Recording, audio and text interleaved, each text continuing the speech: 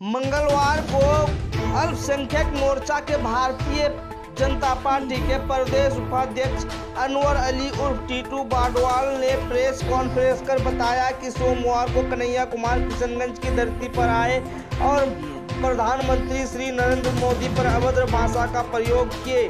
अगर हम चाहते तो उन्हें खदेड़कर बेगूसराय भगा सकते थे। हमारे खून में भी गर्मी है, परंतु हम न्याय पर भरोसा रखते हैं, इसलिए हम उनके खिलाफ कोर्ट में मामला दर्ज कराएंगे और माननीय न्यायालय का जो भी फैसला होगा उसे हम स्वीकार करेंगे।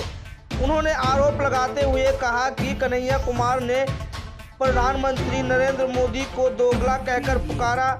दोगला का मतलब उसको पता है, दोगला किसे कहा जाता है। दोगला का मतलब जिसका बाप नहीं होता उसे दोगला कहा जाता है। वह एक पढ़ा लिखा जेएनयू का स्टूडेंट है, उसे एक इस तरह की अभद्र भाषा का प्रयोग करना मुश्किल पड़ेगा।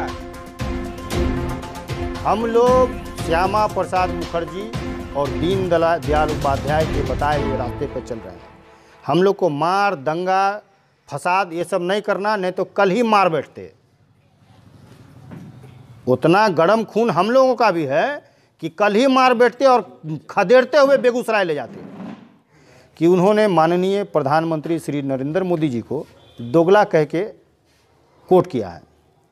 शायद उनको नहीं पता है कि दोगला का मीनिंग्स क्या होता है।